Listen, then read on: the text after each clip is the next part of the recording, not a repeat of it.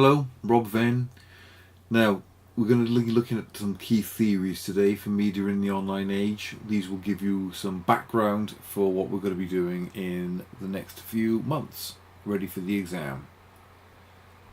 So, in particular, we're going to be introducing you to some of the key theories for this topic so that you can use them to discuss the ways in which TV and music are distributed and consumed and produced even in the online age.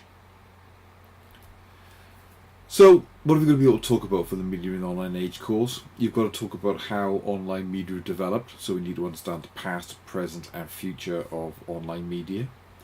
You've got to look at the impact of the internet on media production, and of course on distribution and exchange, which goes on to the next one, is how is consumer behaviour and audience response transformed by online media. And then you've got to be able to look at the extent to which convergence has transformed the media, which is one of the things we're going to be looking at today. In terms of examples, we're specifically going to be looking at the music and television industries. So the first key theory you're going to look at is that of the unique selling point. This is a theory invented by a famous advertising executive called Reeves back in 1961. Unique selling point is something that makes a technology worth having, something its competitors can't do. Technology terms, for example, the BBC iPlayer would be a good example. The BBC iPlayer is the one place where you can stream and indeed download BBC television programmes, which you can't do anywhere else. Similar to the unique selling point is a killer application, or killer app for short. This term dates back to 1987. We tend to think of killer application as it's something that a technology can be used for. Something which, again, makes it worth having. So if we look at something like Netflix, the killer application for Netflix is the TV shows and the films that it has, the ones that are exclusive to it that you can't get anywhere else, say on Amazon Prime, for example. We tend to think of killer application traditionally in terms of video games. So traditionally, the killer application of the Microsoft Xbox has been the Halo franchise. For Netflix, of course, the killer application are going to be its original programming, like Daredevil and Orange is the New Black and Stranger Things. Things you can't get anywhere else. Then we've got the concept of bundling.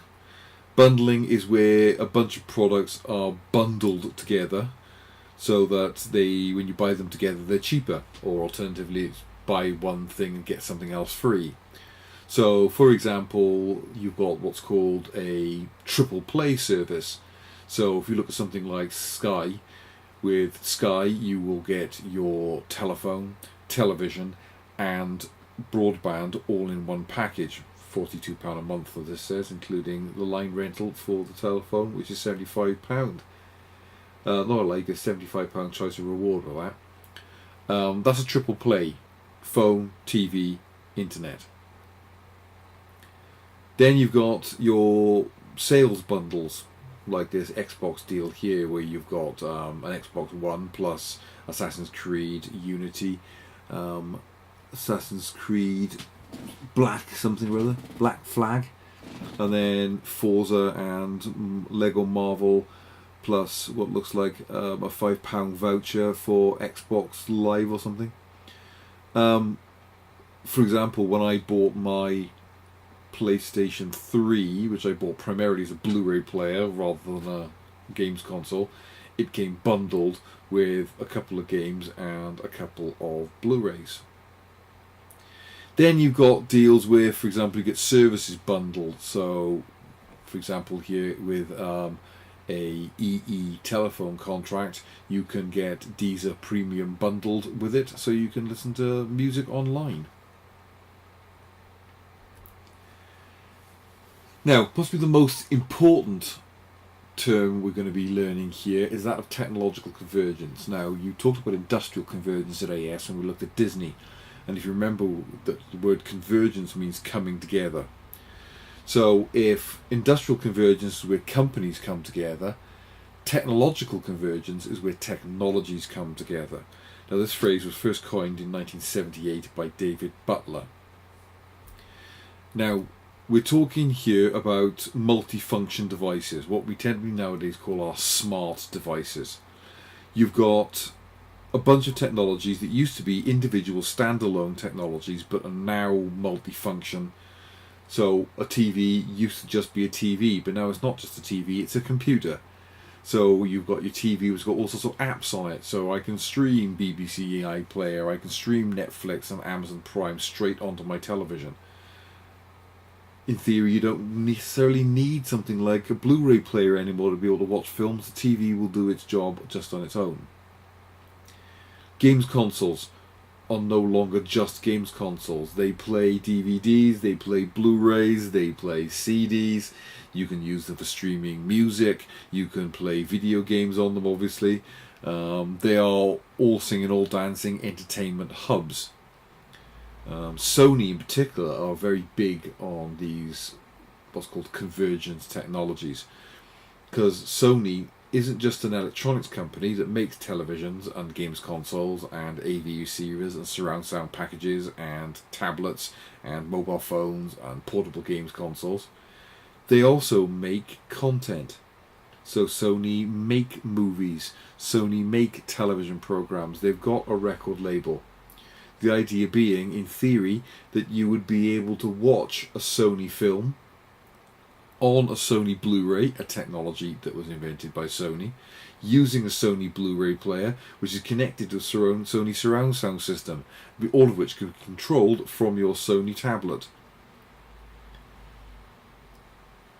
This vertical integration is a very big deal for a company, especially a conglomerate like Sony. So, technological convergence is very much a very big thing at the moment, especially when you take into account the rise of the cloud computer, which we'll be talking about in the next video. Another big theory is technological determinism. I'm going to link you to some more detailed videos on this that you can watch as well. Technological determinism is the idea that technology is shaped and defined by society, and society is shaped and defined by technology. According to Thorstein Veblen, who coined this term in 1921, he says that any new technology will significantly change society. Now, back in 1921, he was obviously mentioning things like the airplane or the internal combustion engine or the railway, whatever. Nowadays, of course, that's even more true when we look at the information revolution and how important computers have been in completely changing modern society. Now, we've got this concept of technology push versus demand pull. Now, David Chandler is a good person to talk about for this one. Technology push is where you invent a technology and then find a use for it. Demand pull is where you have a job that needs doing, so you invent a technology that does that. The good example of the demand pull theory is the caveman analogy. The idea being that there's a caveman. He's shivering on some plain in ancient Africa, huddled against the rain and the cold. He thinks, if I can only get out of this rain. And then he sees a cave, and he thinks, oh, that'll keep the rain off. So he goes and he sits in a cave. Great, he's invented the house. Unfortunately, rain and wind are still coming into the cave through its entrance. So he weaves together some branches and invents the door. Brilliant. But it's still very dark and cold.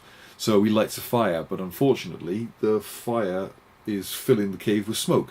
So he cuts a hole in the door and he's invented the chimney. This is demand pull.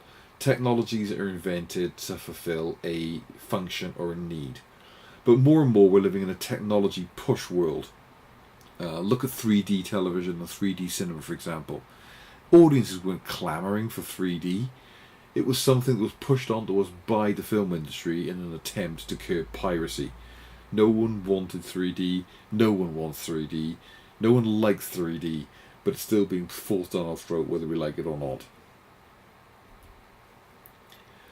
So he's saying that society is determined by technologies, but that new technologies transform society. It's a technological determinist view. One of the great and most important and famous media theorists of all time was Marshall McLuhan, who had a couple of really pertinent theories that we can use. The first one is the global village. Back in 1968, he prophesied that one day we would all be connected through technology. Now, he was talking about television because this is before the rise of the computer.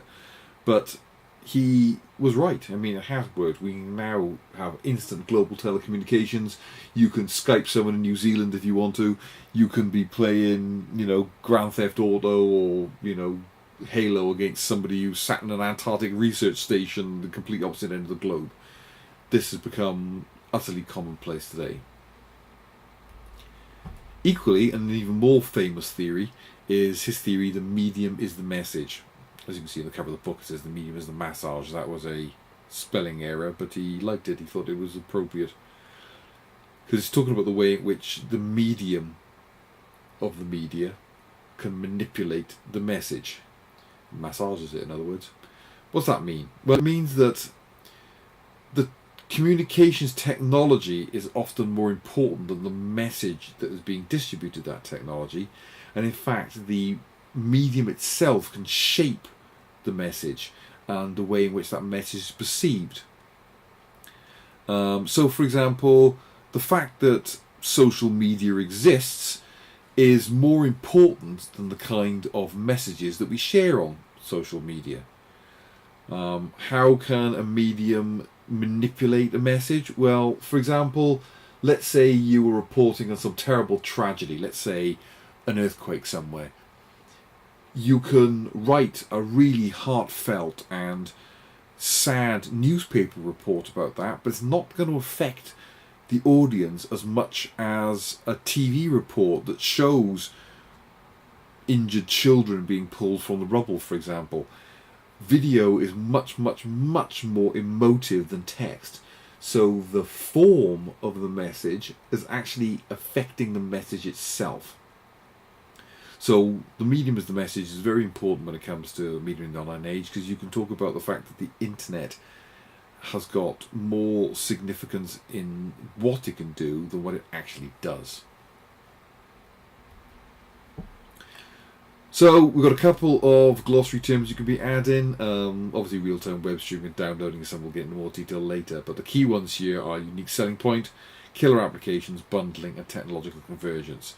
So go and find some definitions for those and add them to a glossary that you need to be keeping as we go along. Equally, it's a good idea to have a glossary of theories.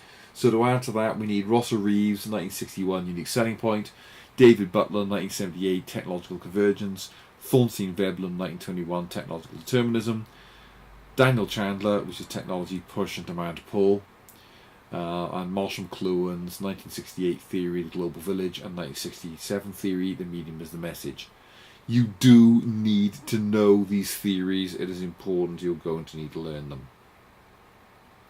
So, if you've got any more questions, feel free to get in touch.